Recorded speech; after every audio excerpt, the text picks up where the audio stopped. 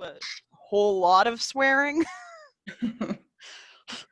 Dang Do it. my best. Limit yourself to one F-bomb. No more than one F-bomb. Okay, guys?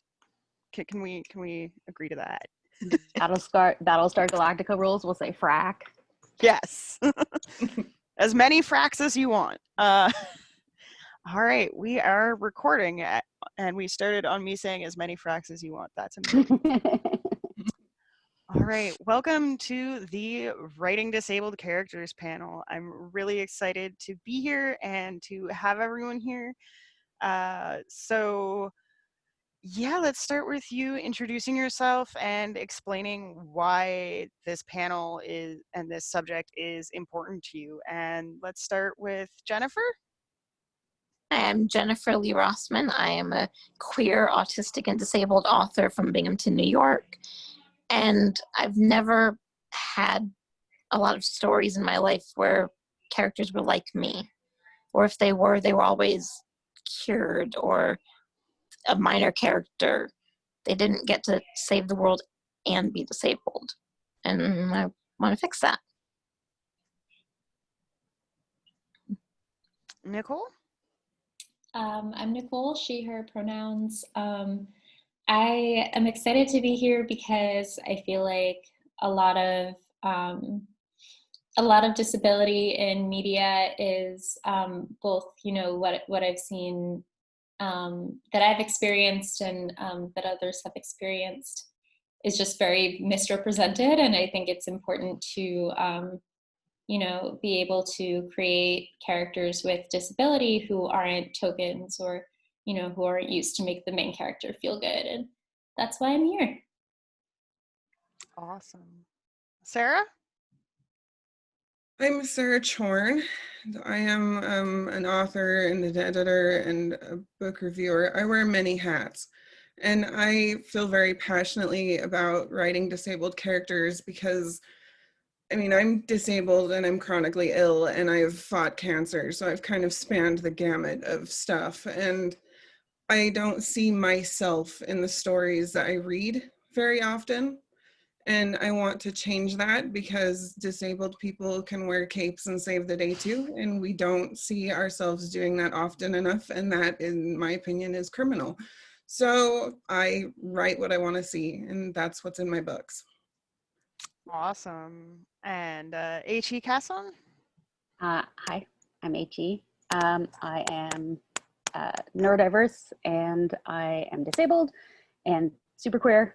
I use they, them pronouns. Partly I wanted to do this panel because I wanted to be involved with other awesome, disabled creators. I think it's that thing that one voice in a room is tokenism, two voices, you have some support, three voices, you're part of, now we are the room, which I just wanted to be in the room where everybody understood the conversation and then invite other people to, join in and ask questions. I think it's a brilliant idea. Awesome. That's great. And I hope that we can have a fun time. So let's start by talking about your writing. What disabled characters have appeared in your stories? Does anyone want to go first? Don't all volunteer at once now. I can if no one else wants to go. Right now I'm working on editing a novel that will come out TBD. But the main character right now is dealing with depression and anxiety, and her close friend is dealing with cancer as well as depression that stems from being sick. And what was really important to me in writing those characters is that they have very different experiences, that even though they're both dealing with depression, they're not dealing with it in the same way. And have written other disabled characters, but don't want to take up too much of the space, so I'll pass it off to the next person. I'll go next if no one minds. My first book, Seraphina's Lament, I kind of pour a lot of myself into the characters I write. So Seraphina's Lament ended up with my severe spine injury and my chronic pain, and she can't walk without a cane, and all the emotions that come with having a leg that hurts so bad you want to cut it off. So that was Seraphina, and it was incredibly cathartic to write my personal experience with chronic pain into a book, because I just haven't seen it the way that I experienced it before. And in my second book of Honey and Wildfires, which is a totally different world and everything, a character in that book has a terminal illness. And I really used her a lot to pour a lot of my experience with having cancer into her. She has a different illness, but it's terminal and she fights it. And her whole story was about, you know, the strength it takes to fight through something, but also the strength for the people around you who are loving you and when they can't do a thing to fix you. There's a certain kind of terrible beauty to loving someone who you know is going to die and doing it anyway. And so I have those two characters, and in my future books, I have very similar disabilities and plays on emotional stuff like that, just because I don't see it enough. And I want other people who maybe relate to my experience to read my books and feel maybe understood and less alone. So. Do you want to interject quickly here to say Seraphina's Lament also has one of the prettiest covers that I have seen in recent memory. It is Thank a gorgeous book. My cover artist is amazing. She's a genius.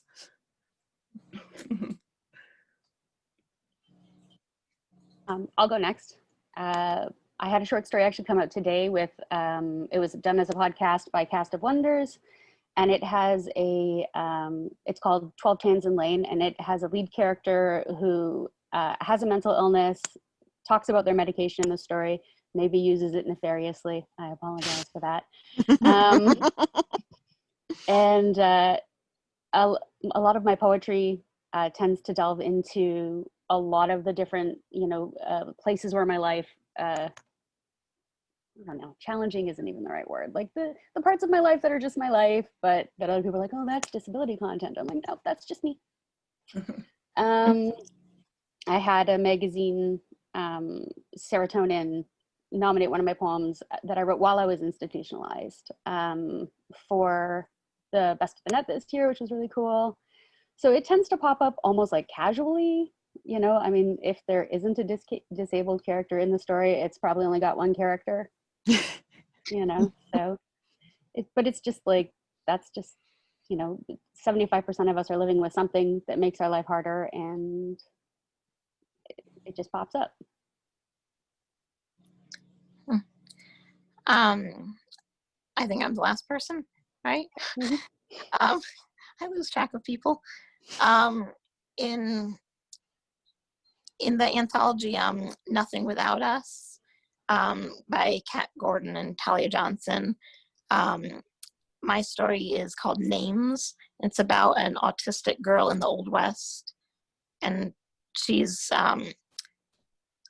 peculiar. She doesn't like to be touched. She doesn't like to make eye contact or say names. And that was all based on me as a child. But she's going up against a skinwalker. And in some of the myths, the way you defeat them or tell that they are a skinwalker is looking them in the eye or saying their real name. And me as a child could not have done that. And any show or book about that would have had the character overcome the autism. But she works around it instead. I feel like that's important representation, to be awesome while being autistic. I love that. And I personally know a lot of awesome autistic people. So it is very important that we have that representation out there. So what have you found challenging about writing disabled characters? What do you think is the thing that needs to, oh God, I'm tripping over my words now. I'm suddenly very self-conscious, and I was totally fine in my 2 morning panels. Please excuse me in my anxiety. It's the Seems caffeine. appropriate. I mean, Yeah. when writing characters, normal things become Yeah. normal. Exactly. So how does writing a disabled character change the way that you approach your story? I'll go first, I guess. If with Serafina and Serafina's Lament, you don't realize, well, I mean, I realize because I live this way, but in fantasy especially, you don't realize how many like stairs there are in like every freaking story. And so I had to consciously be like, well, I can't walk up and down stairs, so she sure as hell can't. So what am I going to do about it? And so for my world building, just having a character who had my limited mobility issues and chronic pain seriously changed how I had to figure the whole landscape of cities, especially, and how, you know, you travel from one point to the other, but she's got maybe 10 good minutes of walking in her. So how are we going to get from this city to that city without her, you know, turning the whole book into a screaming fest? And so for that, it really, really changed how I built the world. For Of Honey and Wildfires, I had to think a lot about the social ramifications of having these issues. She has tuberculosis, and that was like a really bad thing.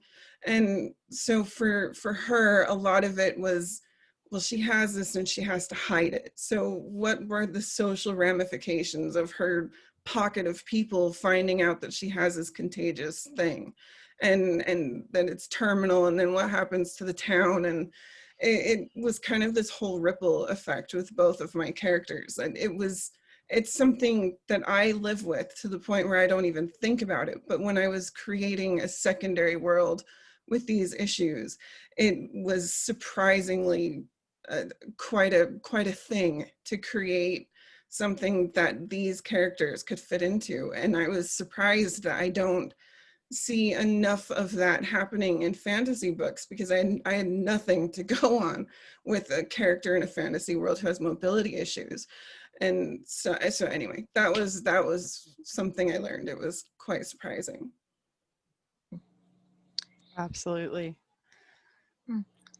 For me, my biggest problem is remembering that not all disabled characters are exactly like my disability. Because I had a character I was writing once who was in a wheelchair, and she had to put on a hat or sunglasses or something. And I struggled, like, how did she do this? Because it never occurred to me that she could just not be able to walk, but she can raise her arms, because I can't do either. It's like there's a spectrum of disability, and as soon as you get outside of exactly what you know, it's really overwhelming. And also, I keep forgetting not to use the phrase, she walked to the door. Because I say that to myself. I said, oh yeah, I walked to the store. I didn't. It's the little tiny things that trip me up. Nicole? I think the hardest part for me is figuring out what not to include. Like for me, as someone with Crohn's disease, whenever I read, like I'm wearing my Harry Potter shirt now, one of several, but like when I read that series or reread it for the millionth time, the one thing that really stands out to me every time is that where in the dorms are the bathrooms? Like where on earth are these people using the bathroom, when they're not out doing classes? And that's not a detail that needs to be included. No one actually cares, but for me, like that's something I'm always thinking about. So it like transfers into, but so, in writing, writing, even if the character does, have a similar disease or the same disease, the readers don't care, where the bathrooms are. And it's okay to leave that detail out. So I think that is my like somewhat gross answer for all of y'all. I always notice when they don't talk about bathrooms.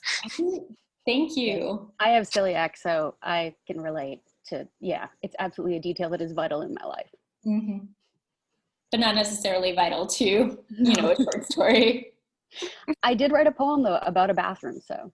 Oh. Yes, it's called the Taco Bell bathroom at Bathurst Street, so. Oh no! That sounds nasty and delightful all at once. Just like the Taco Bell bathroom at Bathurst Street. There you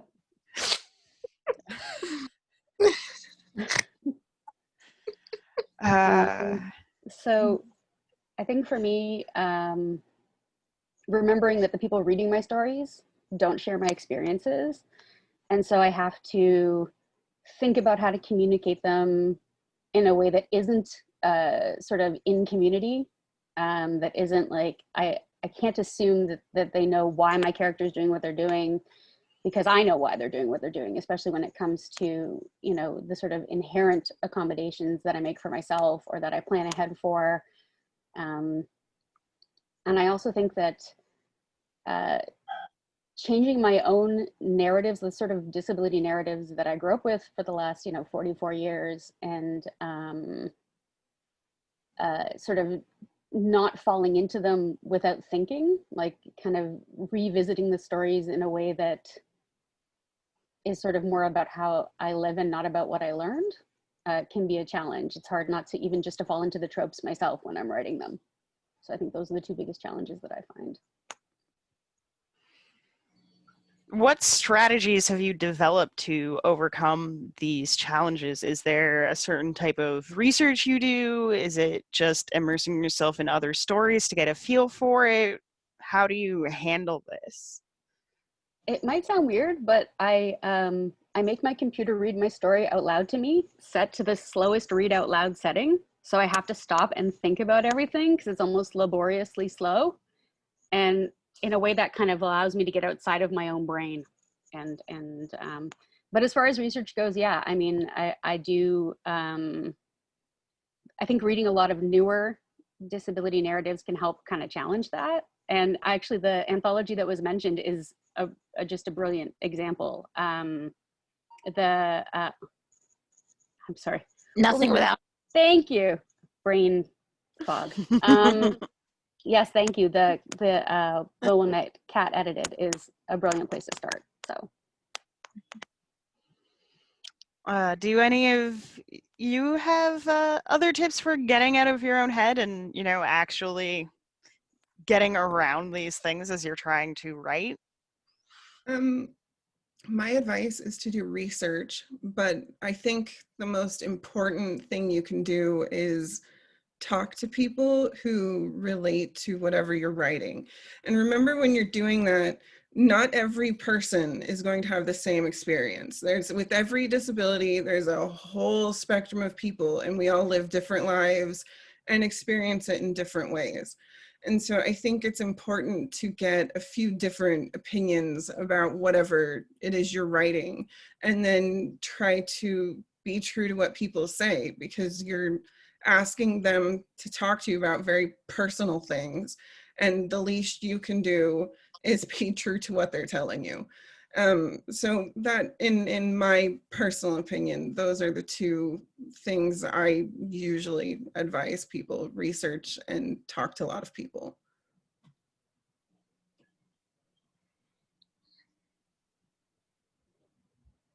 Anyone else? Sorry. I was just saying, anyone else? No. I'm not helpful. I was just gonna say I agree with the getting other people to read. I have like 3 people that I really trust when I'm kind of starting a project, that I'll be like, okay, is this crap, or like, can I like continue with this? And those are also the people that will read it when it's close to finished, and it's just really helpful for them to be like, well, I don't understand this, or I get where you were going with this, but it doesn't necessarily pay off. And that I think that helps with the whole thing in general, but also can help with specific characters or specific disabilities if you're writing. And I think also even for all of us who have experience these things, and like I know I myself am channeling a lot of my own experiences into my writing, but also even if you're writing a character who maybe you haven't experienced that certain disability, or you've experienced it in a different way, just ask, if I think just the more people can see it, and the more people can talk about their own experiences, the stronger the writing will be.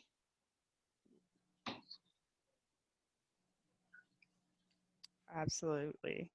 I think that that's really important. And not just talking, I think listening is important.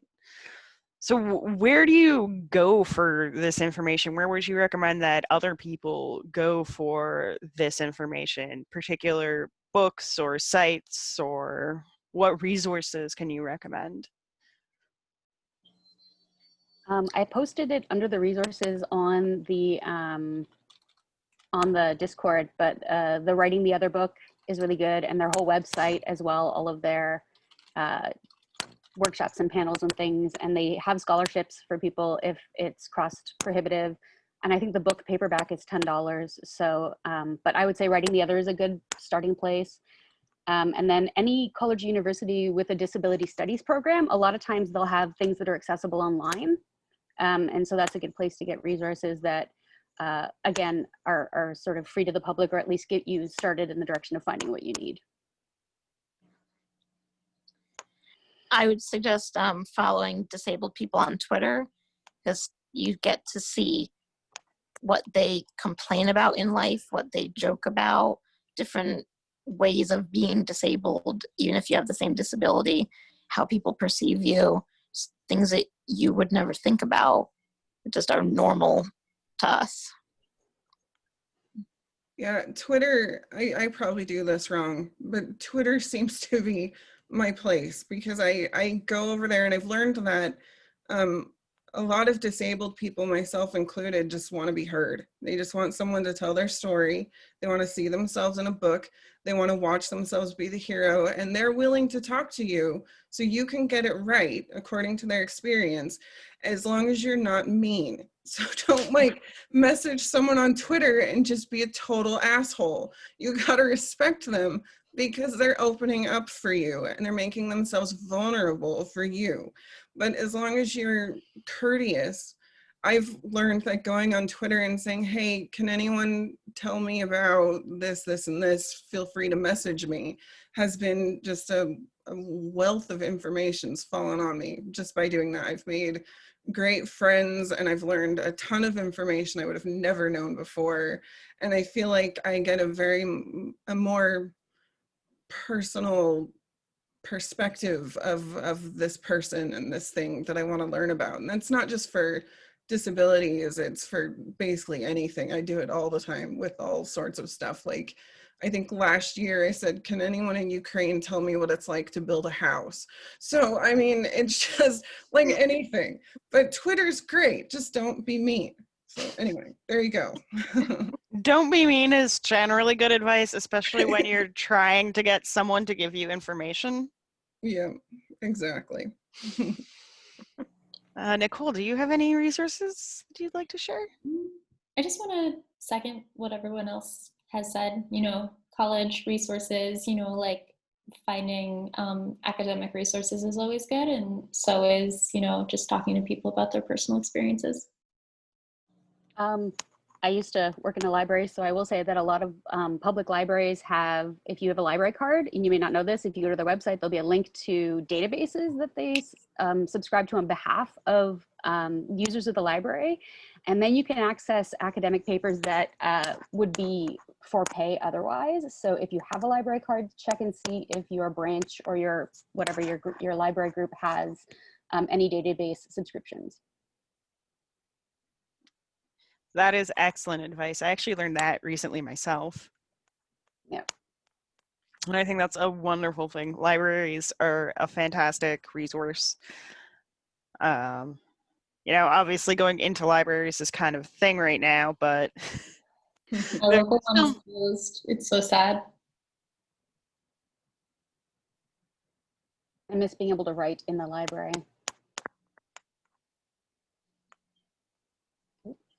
Diana, I think you're muted.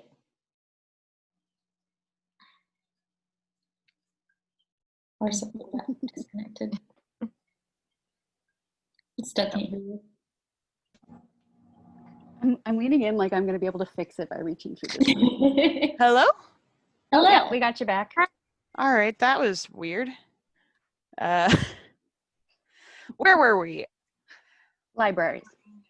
About apparently the Ottawa Public Library has a human library where you can sign up to talk to a volunteer about what they do. That sounds really cool.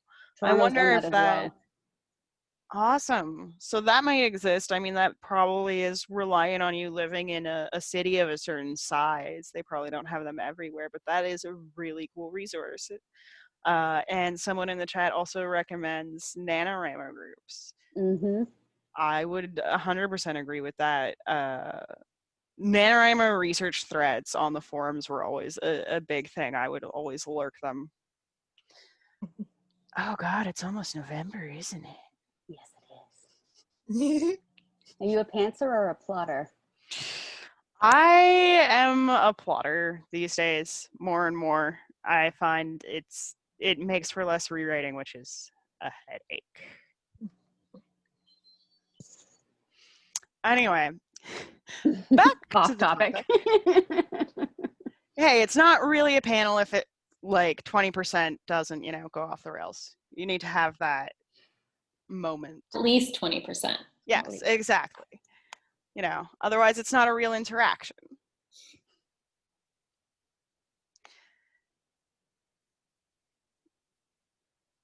So, God. Words are hard. Take your time. I don't know why they became so hard for me in the middle of the panel. I guess it's because I was so excited for this panel. It's a long day too. You've done a lot. I mean, this is a spoon-heavy day. Yes. Does anyone in the audience have any questions? Please do ask, because we do have a question period.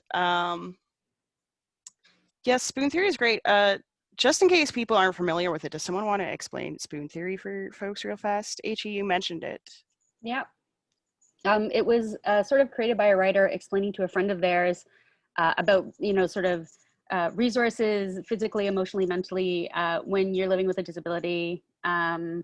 So they were in a restaurant and they pulled out a pile of spoons and said, okay, so this is how much energy I have at the start of the day. So to get out of bed costs a spoon, and they put it aside, and like to wash my hair costs a spoon, and to make breakfast costs a spoon, and now I only have 2.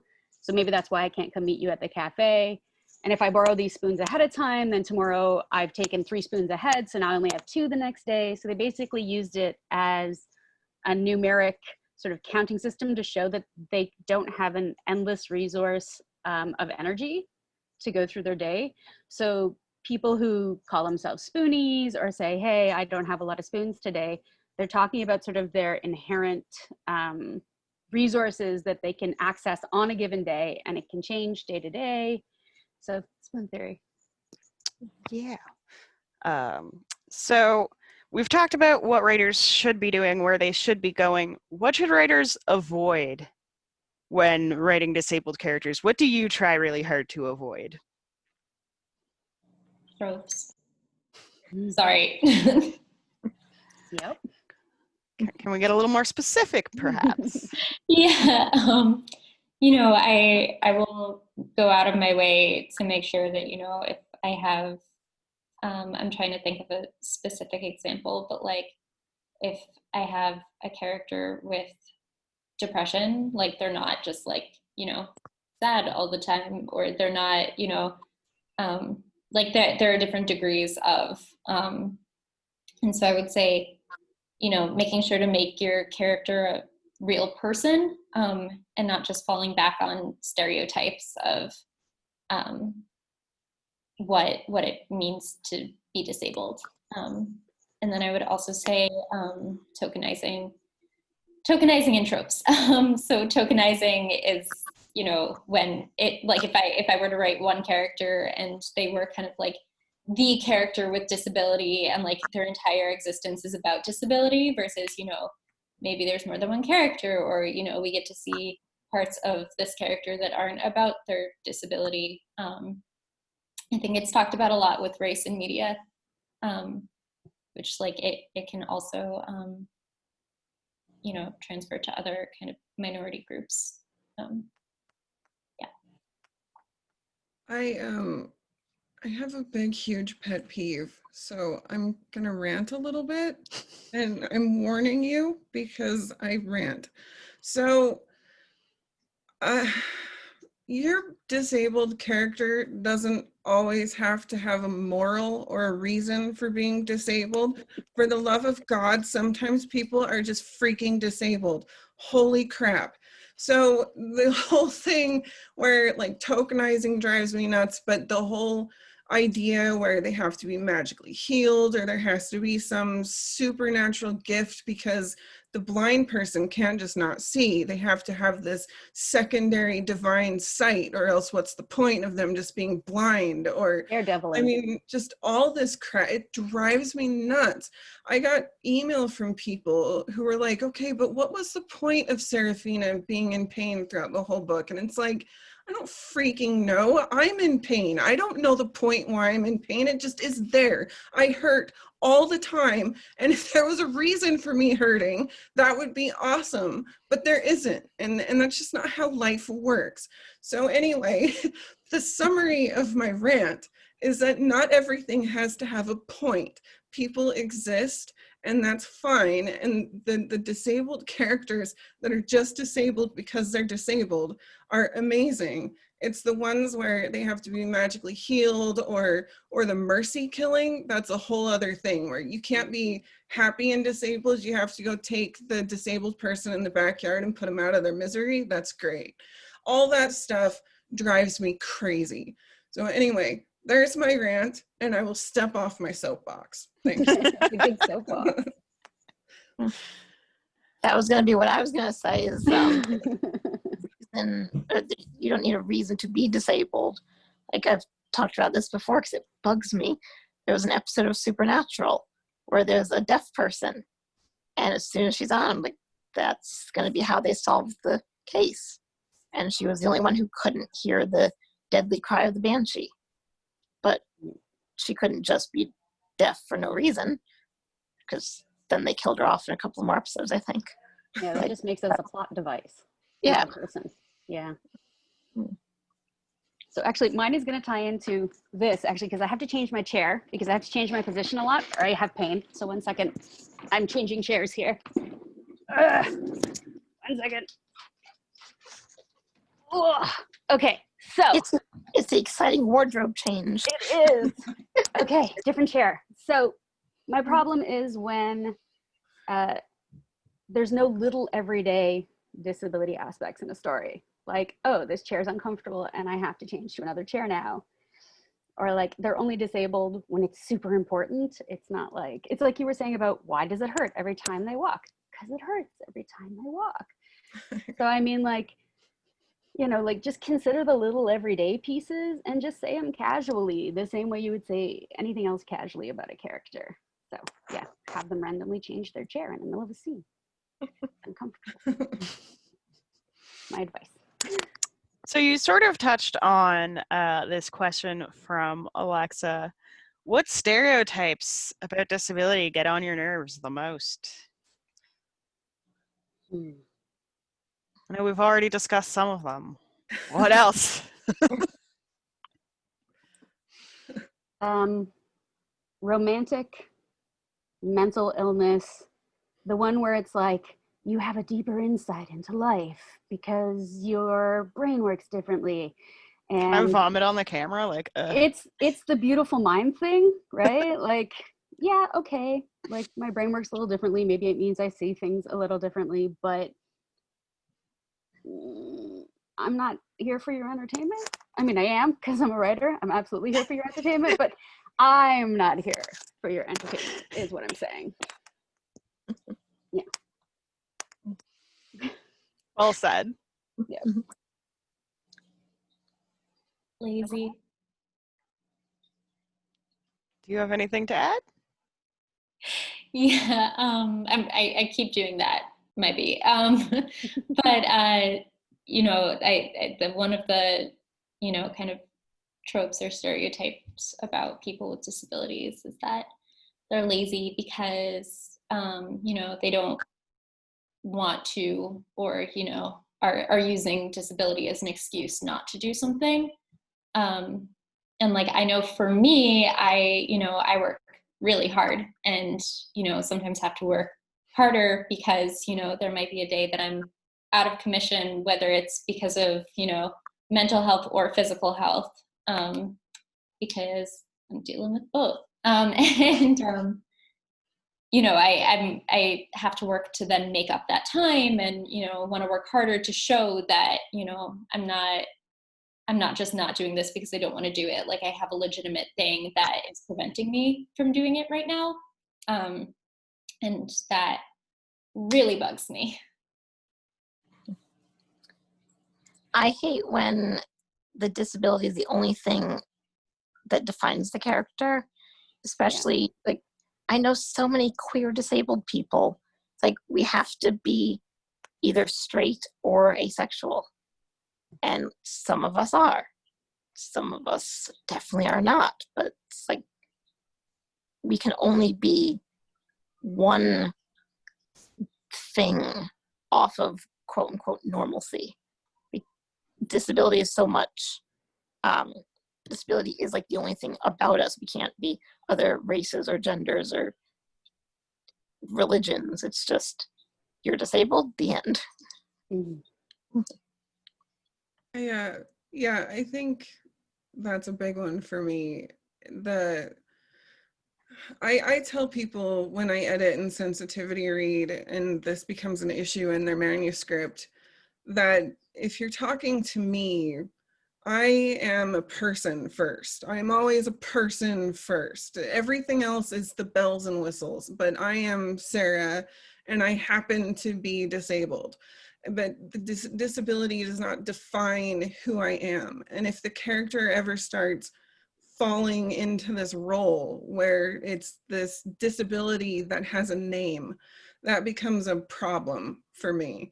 And the other one, which I think is really burning my butt right now because I just read it in a book, is the one I mentioned it before, but it's this idea of this mercy killing. Like, Ooh. oh, Johnny wouldn't want to live with a bum arm, so why don't we go slit his throat because that's nice for him?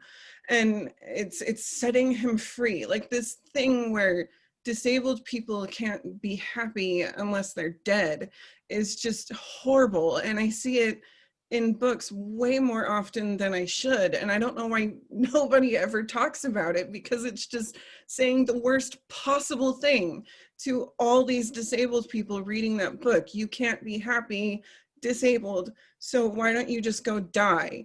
That's awful. That's awful. So anyway, there you go. I'm done now. Thank you. Same vein, noble self-sacrifice. Like Yeah. you're the disabled character, so you're the one who should throw yourself in front of the train to save us Yeah. all. That one, same idea. That drives me nuts. The anti-vaxxer argument as well is that, I don't want my child to have autism, so maybe they could die from this deadly disease instead. Like, no, I think your child would rather have autism. Autism is not a dirty word. Yeah, And someone also really needs to tell those people the other serious disabilities their kids can get from those illnesses, because Yeah.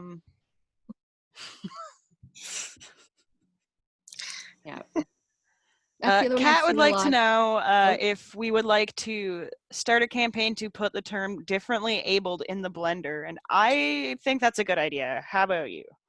Yes. Differently abled is just a politically correct term for X-Men.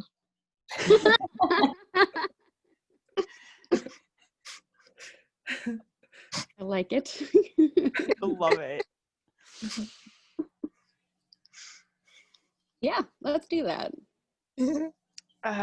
So Jennifer kind of touched on this a little bit, but one specific trope and problem that I would like to unpack a little bit is the desexualization of disabled people. The assumption that they're not having sex. It's not even so much that they're, you know, by choice asexual. It's just the assumption that disabled people don't have sex. So does anyone want to tackle this and help debunk this theory? I mean, lots of people have sex. Lots of people are disabled. It shouldn't be that complicated. And it's okay to have a character that is disabled and doesn't have sex, but it shouldn't be inherent, right? Like it's if there's people having sex in your book and you have a disabled character and they're the only person not having sex, that's just mean. That's just hateful. Don't do that. You know, I think it's when you start to treat your character as so distinctly different because you've given them this characteristic, you know, or this experience, and yeah, starts to feel like maybe, I don't know, let's have good sex in books. And I think that carries over from real life, where it's just assumed that we will not want to reproduce, we do not want sex or romance, or that no one wants it with us too. So they're projecting it onto us. Or like the first time someone ever asked me if I wanted to have kids someday, it's like, what? You can think that about me? It's bizarre. So kind of natural that it carries over into books. It sucks, but it's a real world problem too. Even that casual, like, oh, well, are you sure you want to pass on those genes? Which I've had someone say to me, and I was like, I mean, yeah, probably. I mean, not me, because that sounds like a lot of work, but That's about where I'm yeah, at. the assumption that it's because I wouldn't want my kid to be like me just basically means you don't like me. Yeah, it's like, what are you trying to say about me at that point? Especially if you're a person whose illnesses are primarily mental. It's like, oh, really? What are you saying about my brain? Mhm. Exactly. Like, I personally wouldn't want to have a child who had to use a wheelchair because I don't think I could physically take care of them like that. But if I had someone to help me, I don't see the problem. And I think that speaks more to the lack of resources and accommodations than it does to, you know, not wanting a kid who requires them. We don't provide them well enough. Like as a society, as a society of caretakers, we don't do that. My mother always said she liked that I used a wheelchair because she always knew where I was. I didn't go running off. I can see the appeal of that as a parent.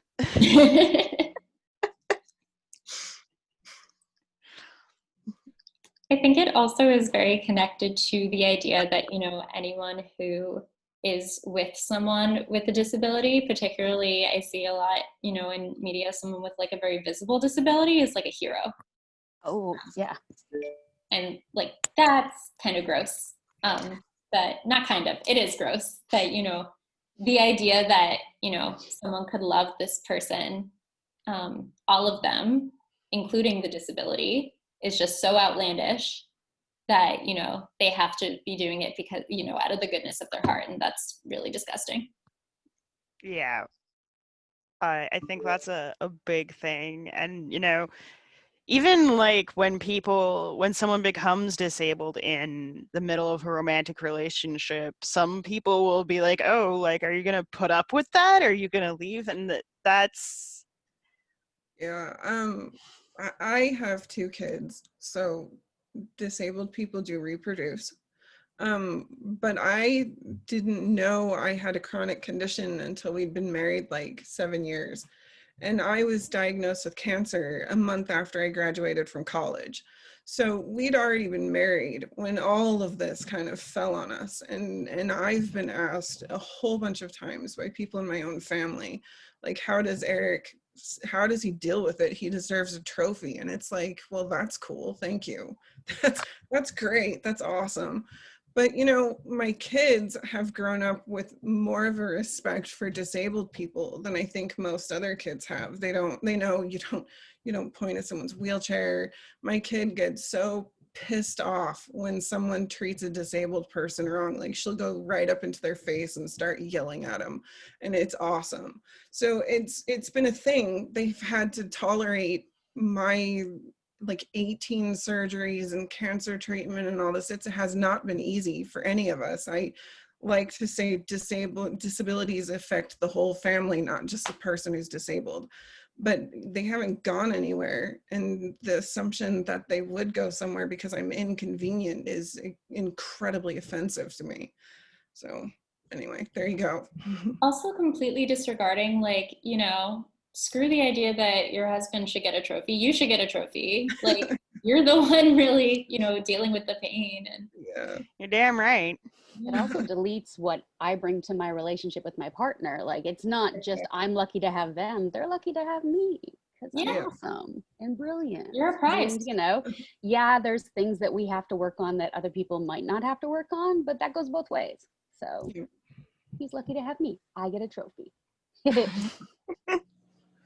Yes. Trophies for all the chronically ill. So a lot of the writers in this conference are science fiction and fantasy writers. How can we as science fiction and fantasy writers create more accessible worlds and build disability and accessibility into our world building? Don't assume it will all be cured in the future or with magic. I wrote a story, The Falling Marionette. The character has muscular dystrophy. She has an exoskeleton that bends her muscles for her. She's still disabled. She still deals with society's perceptions of disability. She just can walk. Now it's not cured, it's just different. I think that ties into what I was thinking, which is dare to dream of accessibility, right? So we look at people, we know, everybody knows someone who wears glasses, right? And that is a disability they have that is so well taken care of that we don't even think of it as a disability. And so when you're imagining like alternate pasts and alternate futures, you can imagine enough accessibility that is just, it's just part of your life, right? Like you don't have to stop and think, I put my glasses on this morning, you know, yay, the universe. It just becomes, it's like you were saying about the exoskeleton, right? Like, so this is an accessibility that's become accessible. I use that word a lot, I know. But yeah, I love the idea of like, you can imagine a future where it's not so cumbersome to, you know, get what I need of that. There's an article online called, I think it's called something like, why are there so many stairs in space? Or why are there staircases in space? Something like that. But I focus a lot on accessibility because I have big issues with accessibility. And when I create my worlds, I specifically put the minimal amount of stairs in them because when I read books, 90% of the time they mention someone walking up a staircase in a castle, and I think, well, I would be the person at the bottom of the staircase, and the story's happening up there, and I can't go there. And so for me, a lot of world building is creating a world where someone who can't walk up the stairs doesn't have to learn how to fly to get to where the story is.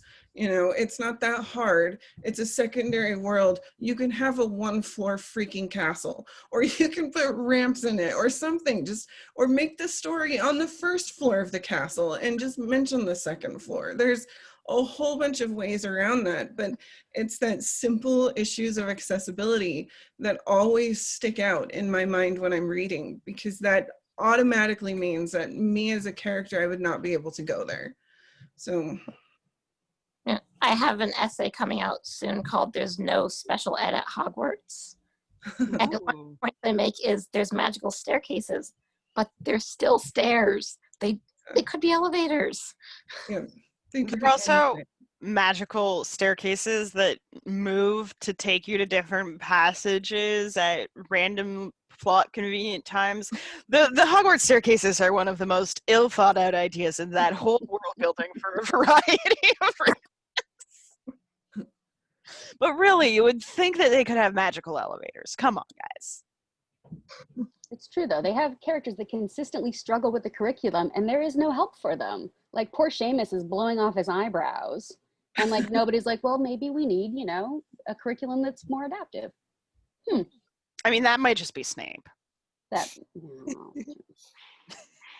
I have a lot of feelings about Snape.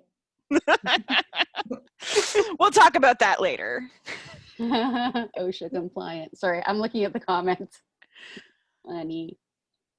No, Hogwarts Hogwarts places is are not OSHA compliant. But they move, and that's the funny part. If the staircases can be enchanted to move, why can't you have an elevator? You have to walk up the stairs when they move. Why? And I think that too is just we don't tend to think of magic for the everyday stuff as much as we should when we're building fantasy worlds. That's my personal contribution to this conversation. Magic can create a lot of accessibility that is just not ever thought of.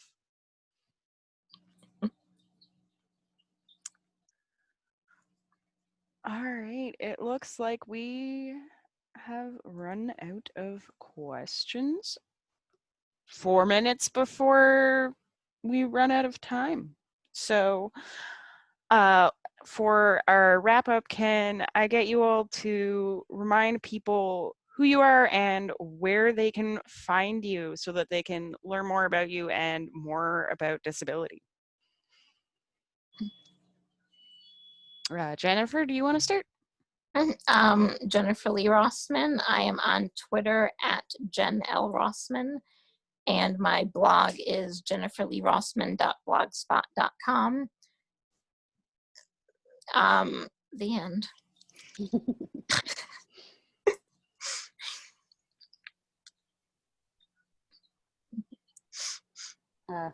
I'm H.E. Casson. I am at H.E. Casson on Twitter and hecasson.com on the internet because I'm apparently the only one of me. So yay, I got all my names. I know, I'm very excited about that. So that is where you can find me. And a lot of my stuff, including the poem about bathrooms, there's a link to on my website on the poetry page. So if you want to read that. Definitely relate to being the only one on the internet. I'm scary Googleable. But I'm Nicole. I have all links to all my stuff at nicolesonliquor.com. And all of my social media handles are at nicolesonliquor because I'm super creative like that.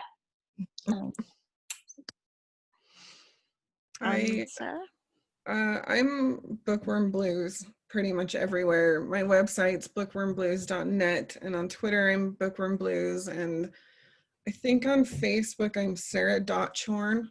So that's the only one that I actually use my name for. But I mean, nobody has the last name of Chorn, so you can really just put it in Google and find me anywhere. I'm just super searchable, apparently. Yeah. Yeah, I'm pretty searchable myself. I understand. All right. I run into trouble because AJ Casson, the painter, that sometimes it's like, you don't get me at all. It's just like, and here's a painter. Who knows? Maybe someday you'll be a painter too. All right. Thank you so much for joining me on this panel. It's been great to chat with you all, and I hope you have a lovely day. Thank you for having us. Thank you.